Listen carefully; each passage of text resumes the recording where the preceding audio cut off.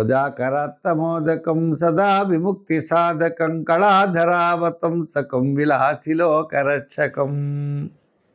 ప్రేక్షకుల నమస్కారాలు తెలియజేస్తూ మనం ఈ వారం రాశి ఫలాలు తెలుసుకుందాం. మే 24 నుంచి మే 30వ తారీఖు వరకు ఉన్నటువంటి గ్రహాల యొక్క పరిస్థితులను అనుసరిస్తే మేషరాశిలో కుజుడున్నాడు, మిథున రాశిలో గురుడు, సింహరాశిలో కేతువు, మనకి కుంభరాశిలో రాహు, మీనరాశిలో శని. ఈ విధంగా గ్రహాల యొక్క పరిస్థితి మనం చూసినట్లయితే మిగిలిన గ్రహాలన్నీ కూడా చంద్రుడి విషయానికి వస్తే సింహ, కన్య, తులారాశుల్లో చంద్ర సంచారం ఉంటుంది. ఈ గ్రహాల యొక్క పరిస్థితులను అనుసరించి 12 రాశుల వారికి ఎలా ఉంటుంది, ఏ విధంగా మనం చెయ్యాలి, ఏ విధమైన సులభమైన పరిహారాలు చేయాలి, తద్వారా మనం పాజిటివ్గా మనం ఏర్పరచుకోగలం. అంటే కార్యసిద్ధి, ధనలాభం,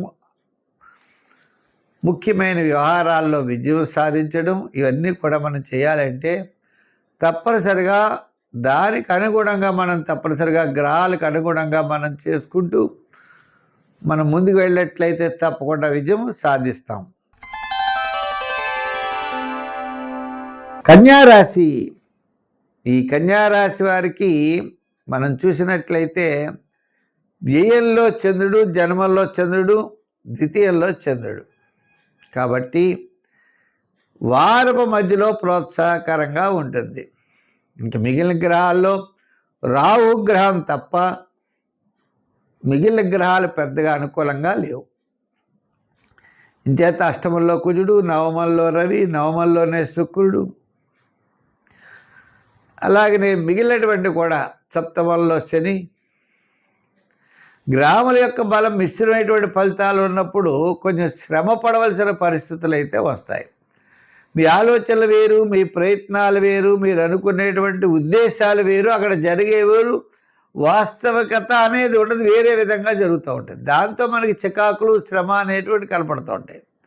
మరి చంద్రబలం చూస్తే చంద్రుడి యొక్క బలం వారం మధ్యలో తప్ప మిగిలిన చోట్ల లేదు. అంచేత మీకు అనుకూలత అనేది కేవలం వారపు మధ్యలో మాత్రమే ఉంటుంది తప్ప మిగిలిన సమయాల్లో ఉండేటువంటి పరిస్థితులు అయితే లేవు. దీనివల్ల ఆర్థిక డెవలప్మెంట్స్ మిశ్రమంగా ఉంటాయి. రాజకీయ పరంగా ఆహ్వానాలు తగ్గుతాయి.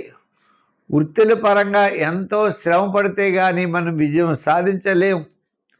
వ్యాపార పరంగా కూడా వారపు మధ్యలో కాస్త వ్యాపారంలో డెవలప్మెంట్స్ బాగుంటాయేమో కానీ వార ప్రారంభం, వారాంతం మాత్రం చాలా శ్రమగానే ఉన్నాయి.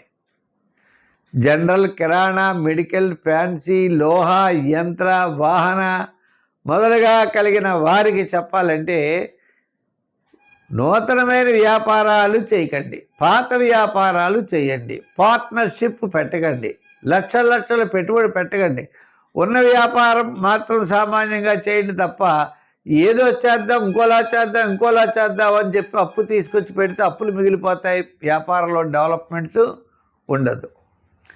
ఎంచేత సమయము అనేది మిశ్రమైనటువంటి కాలంగా కనబడుతోంది.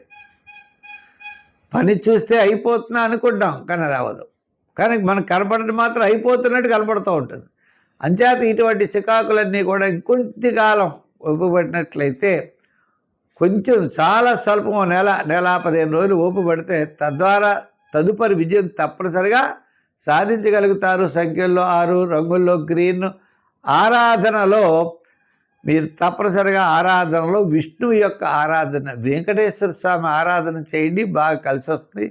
రెండోది ఆంజనేయ స్వామి ఆరాధన కూడా బాగా కలిసి వస్తుంది.